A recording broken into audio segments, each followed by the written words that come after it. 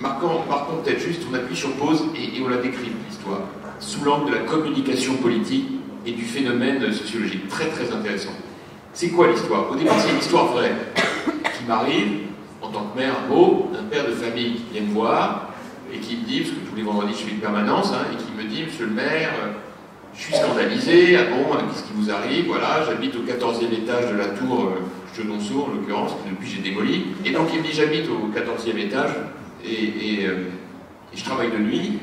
Et moi, ma satisfaction, c'est que quand je rentre de mon travail, je ramène un pain au chocolat à mon fils pour sa journée, pour son goûter. Très bien.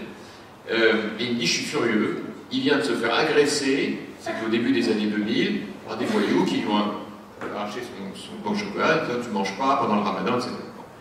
Et il me raconte cette histoire. Et je me dis, mais c'est vraiment le type d'histoire qui raconte, qui décrit ce qui passe jamais au journal de 20h, parce que c'est la vie quotidienne, c'est de la violence gratuite, c'est l'instrumentalisation de la religion à des fins de violence, en fait.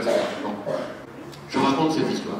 Et en fait, et ça c'est très français, l'histoire à ce moment-là crée une espèce de polémique, non pas sur le phénomène lui-même, qui en soi mériterait qu'on s'y intéresse quand même, parce que ça c'est vraiment comment on instrumentalise la religion à des fins de violence dans un quartier, mais plutôt que ça, la polémique vient sur moi.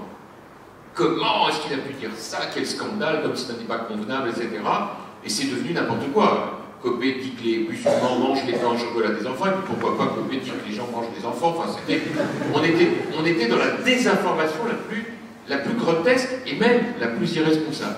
Et ce que j'explique dans mon livre, c'est que rétrospectivement, quand on sait tout ce que nous avons vécu, tout cela paraît triste et futile, mais en réalité, c'est voilà comment on interdit les débats.